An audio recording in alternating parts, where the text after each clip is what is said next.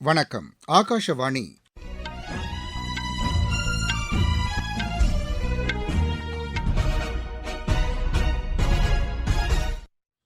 செய்திகள் வாசிப்பவர் ரெங்கநாதன். தலைப்புச் செய்திகள்: பட்டியலின மக்களுக்கான நலத்திட்டங்களை விரைந்து செயல்படுத்த ஏதுவாக இணையதளம் மற்றும் மொபைல் செயலியை மத்திய அமைச்சர் டாக்டர் வீரேந்திரகுமார் தொடங்கி வைத்தார். ஜம்மு காஷ்மீர் குறித்த தகவல் சீனா மற்றும் பாகிஸ்தானின் கூட்டறிக்கையில் இடம்பெற்றிருப்பதற்கு இந்தியா கண்டனம் தெரிவித்துள்ளது. பக்ரீத் பண்டிகையை முன்னிட்டு ஹஜ் புனித யாத்திரை மேற்கொண்டுள்ள லட்சக்கணக்கான இஸ்லாமியர்கள் சவுதி அரேபியாவில் குவிந்துள்ளனர். ராஜஸ்தான் உள்ளிட்ட வடமாநிலங்களில் வெப்பத்தின் தாக்கம் அடுத்த சில தினங்களுக்கு நீடிக்கும் என்று வானிலை ஆய்வு மையம் தெரிவித்துள்ளது. ஆசிய மல்யுத்த சாம்பியன் போட்டியின் ஆடவர் பிரிவில் இந்தியா 2 தங்கம் உட்பட 5 பதக்கங்களை வென்றுள்ளது. இனி விரிவான செய்திகள். பட்டியலின மக்களுக்கான நலத்திட்டங்களை அமல்படுத்துவதை வலுப்படுத்தவும் அவற்றை டிஜிட்டல் முறையில் மேற்கொள்ளவும் ஏதுவாக இணையதளம் மற்றும் மொபைல் செயலியை மத்திய அமைச்சர் டாக்டர் வீரேந்திரகுமார் புதுதில்லியில் தொடங்கி வைத்தார். நிகழ்ச்சியில் பேசிய அமைச்சர், இந்த நடவடிக்கையின் மூலம் காகிதங்கள் பயன்பாட்டின் மூலமாக நிறைவேற்றப்பட்டு வந்த பட்டியலின மக்களுக்கான நலத்திட்டங்கள் இனி விரைவாக டிஜிட்டல் முறையில் மேற்கொள்ளப்படும் என்று தெரிவித்தார். திட்டங்களை செயல்படுத்துவதற்கான கால அவகாசமும் விரைவுபடுத்தப்படும் என்றும் அமைச்சர் தெரிவித்தார். பழங்குடியின மக்களுக்கான நலத்திட்டங்கள் வெளிப்படையான முறையில் மேற்கொள்வதை இந்த நடவடிக்கை உறுதி செய்யும் என்றும் டாக்டர் வீரேந்திரகுமார் தெரிவித்தார்.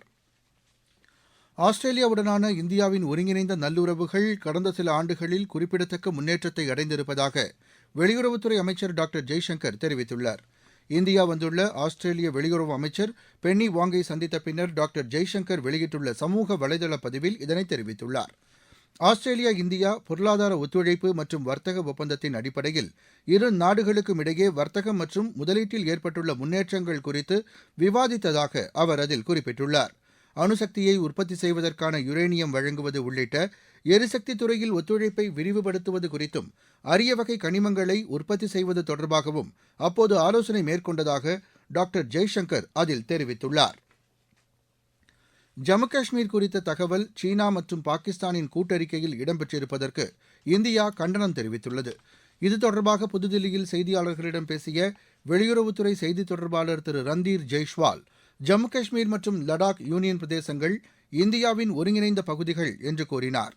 இதனை பாகிஸ்தானும் சீனாவும் நன்கு அறிந்திருந்த போதிலும் இதுபோன்ற கூட்டறிக்கை வெளியிட்டிருப்பதை ஏற்க முடியாது என்று அவர் கூறினார். ஜம்மு காஷ்மீர், லடாக் பகுதிகளில் வேறு எந்த நாடும் உரிமை கொண்டாடுவதை ஒருபோதும் ஏற்க முடியாது என்று திரு ரந்தீர் ஜெய்ஷ்வால் உறுதிபட கூறினார். தலைநகர் தில்லியில் காற்றின் தரத்தை மேம்படுத்துவது குறித்து எடுக்கப்பட்டுள்ள நடவடிக்கைகள் தொடர்பாக முதலமைச்சர் திருமதி ரேகா குப்தாவுடன் மத்திய சுற்றுச்சூழல் துறை அமைச்சர் திரு பூபேந்தர் யாதவ் ஆலோசனை நடத்தினார். இந்த ஆலோசனையின்போது பல்வேறு துறைகளுடன் ஒருங்கிணைந்து மேற்கொள்ள வேண்டிய நடவடிக்கைகள், காற்றின் தரத்தை மேம்படுத்த எடுக்கப்பட்டுள்ள நடவடிக்கைகள், குளிர்காலம் தொடங்குவதற்கு முன்பாக காற்று மாசடைவதை குறிப்பிடத்தக்க அளவு குறைக்க தேவையான நடவடிக்கைகள் குறித்து விரிவாக ஆலோசிக்கப்பட்டது. தில்லி அரசு எடுத்துள்ள முயற்சிகள் பாராட்டத்தக்கவை என்று திரு பூபேந்தர் யாதவ் தெரிவித்ததாக எமது செய்தியாளர் தெரிவிக்கிறார். முதலமைச்சர் திரு ஜோசப் விஜய் இன்று புதுதில்லியில் பிரதமர் திரு நரேந்திர மோடியை சந்திக்கிறார். தமிழக முதலமைச்சராக பொறுப்பேற்ற பின்னர் திரு விஜய் முதன்முறையாக இன்று தில்லி செல்கிறார். மாலை 4:30 மணி அளவில் அவர் பிரதமரை சந்திக்க இருப்பதாக எமது செய்தியாளர் தெரிவிக்கிறார். பக்ரீத் பண்டிகையை முன்னிட்டு ஹஜ் புனித யாத்திரை மேற்கொண்டுள்ள லட்சக்கணக்கான இஸ்லாமியர்கள் சவுதி அரேபியாவில் குவிந்துள்ளனர். இந்தியா உள்ளிட்ட பல்வேறு நாடுகளிலும் இருந்து லட்சக்கணக்கானோர் ஹஜ் யாத்திரைக்காக சவுதி அரேபியா சென்றடைந்துள்ளனர். 5 நாட்கள் மேற்கொள்ளப்படும் இந்த புனித யாத்திரையில் சுமார் 16 லட்சத்திற்கும் மேற்பட்ட இஸ்லாமியர்கள் பங்கேற்றுள்ளனர். சவுதி அரேபியாவில் உள்ள மெக்கா, மதினா போன்ற புனித தலங்களுக்கு செல்வதை இஸ்லாமியர்கள் கடமையாக கருதுகின்றனர். இந்தியாவில் இருந்து மட்டும் 1,75,000 யாத்ரீகர்கள் ஹஜ் யாத்திரை சென்றுள்ளனர். இரவு நேர தொழுகைக்கு பின்னர் யாத்ரீகர்கள் அனைவரும் மினா நோக்கி புறப்பட்டுச் செல்வார்கள். பின்னர் அங்கு சாத்தான் மீது கல்லெறியும் நிகழ்வு நடைபெறும். நீங்கள் கேட்டுக்கொண்டிருப்பது ஆகாஷவாணியின் செய்தி அறிக்கை. ஊரக வளர்ச்சிக்கான புதிய அத்தியாயம். வளர்ச்சியடைந்த இந்தியாவிற்கான ஊரக வேலைவாய்ப்பு உறுதி மற்றும் வாழ்வாதார சட்டம் ஜூலை மாதம் 1ஆம் தேதி முதல் செயல்பாட்டுக்கு வருகிறது. இந்த சட்டம் வருடத்திற்கு 125 நாட்கள் வேலையை உறுதி செய்கிறது. இதில் வாரந்தோறும் ஊதியம் வழங்கப்படுவது கட்டாயமாக்கப்பட்டுள்ளது. பணி முடிந்த 15 நாட்களுக்குள் ஊதியம் வழங்குவதை உறுதி செய்வதற்கான அம்சங்களும் இதில் இடம்பெற்றுள்ளன. ஊதியம் காலதாமதமாக வழங்கப்பட்டால் அதற்கான இழப்பீட்டுத் தொகைக்கும் இதில் வகை செய்யப்பட்டுள்ளது. வளர்ச்சியடைந்த இந்தியாவிற்கான பயணத்தில் மோடி அரசு தொடரும் சீர்திருத்த நடவடிக்கைகள்.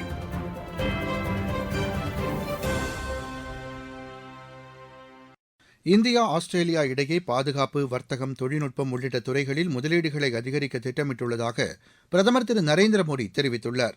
ஆஸ்திரேலிய வெளியுறவுத்துறை அமைச்சர் பென்னி வாங்கை பிரதமர் புதுதில்லியில் நேற்று சந்தித்து பேசினார். இந்த சந்திப்பு குறித்து சமூக வலைதளத்தில் பதிவிட்டுள்ள பிரதமர், இந்தியா ஆஸ்திரேலியா இடையே பாதுகாப்பு, வர்த்தகம், தொழில்நுட்பம் உள்ளிட்ட துறைகளில் ஒருங்கிணைந்த நல்லுறவை மேம்படுத்தவும் முதலீடுகளை அதிகரிப்பது குறித்தும் விரிவாக ஆலோசித்ததாக தெரிவித்துள்ளார். இந்தோ பசிபிக் நாடுகளின் பாதுகாப்பு மற்றும் முன்னேற்றத்திற்கு வெளிப்படையான நடவடிக்கைகளை தொடரவும் முடிவு செய்யப்பட்டதாக பிரதமர் அதில் கூறியுள்ளார்.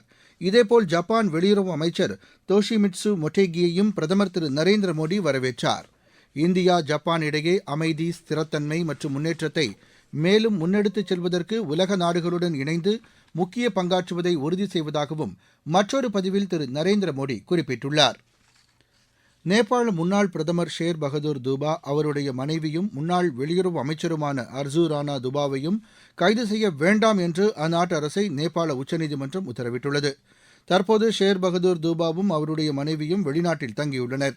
அவர்களுக்கு எதிராக காத்மண்டு மாவட்ட நீதிமன்றம் கடந்த மாதம் கைது உத்தரவை பிறப்பித்த நிலையில் உச்சநீதிமன்றம் தற்போது இந்த உத்தரவை பிறப்பித்துள்ளது.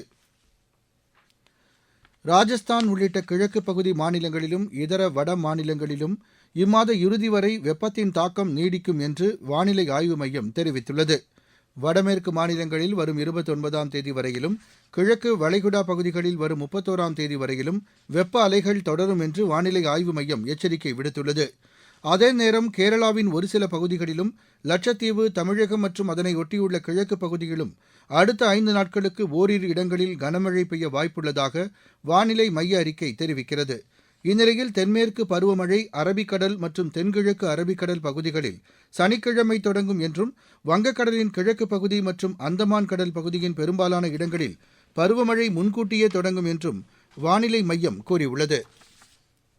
தமிழகத்தின் விருதுநகர் மாவட்டத்தில் விதிகளை மீறி செயல்பட்டு வந்த 23 கல்குவாரிகளை தற்காலிகமாக நிறுத்த மாநில கனிம வளத்துறை அமைச்சர் டாக்டர் டி.கே. பிரபு உத்தரவிட்டுள்ளார்.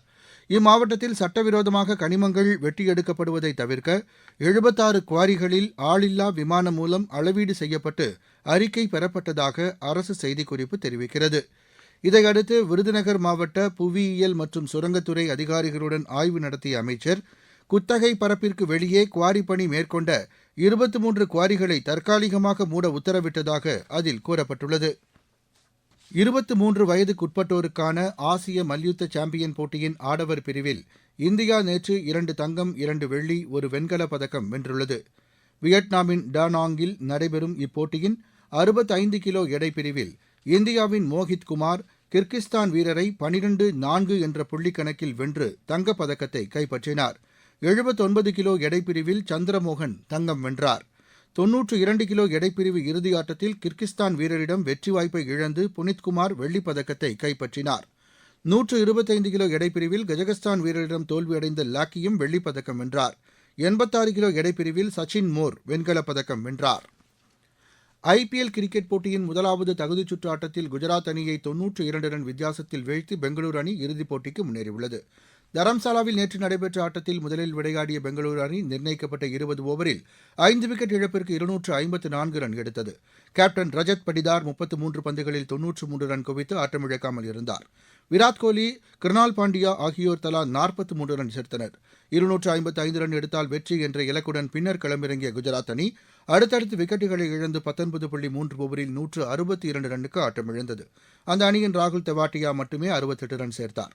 இன்று நடைபெறும் வெளியேற்றுதல் சுற்று ஆட்டத்தில் ராஜஸ்தான் அணி ஹைதராபாத் அணியை எதிர்கொள்கிறது. சண்டிகரில் இப்போட்டி இரவு மணி 7:30க்கு தொடங்குகிறது. மீண்டும் தலைப்புச் செய்திகள். பட்டேல் இன மக்களுக்கான நலத்திட்டங்களை விரைந்து செயல்படுத்த ஏதுவாக இணையதளம் மற்றும் மொபைல் செயலியை மத்திய அமைச்சர் டாக்டர் வீரேந்திரகுமார் தொடங்கி வைத்தார். ஜம்மு காஷ்மீர் குறித்த தகவல் சீனா மற்றும் பாகிஸ்தானின் கூட்டறிக்கையில் இடம்பெற்றிருப்பதற்கு இந்தியா கண்டனம் தெரிவித்துள்ளது. பக்ரீத் பண்டிகையை முன்னிட்டு ஹஜ் புனித யாத்திரை மேற்கொண்டுள்ள லட்சக்கணக்கான இஸ்லாமியர்கள் சவுதி அரேபியாவில் குவிந்துள்ளனர். ராஜஸ்தான் உள்ளிட்ட வட மாநிலங்களில் வெப்பத்தின் தாக்கம் அடுத்த சில தினங்களுக்கு நீடிக்கும் என்று வானிலை ஆய்வு மையம் தெரிவித்துள்ளது. ஆசிய மல்யுத்த சாம்பியன் போட்டியின் ஆடவர் பிரிவில் இந்தியா 2 தங்கம் உட்பட 5 பதக்கங்களை வென்றுள்ளது. இத்துடன் இந்த செய்தி அறிக்கை நிறைவடைந்தது.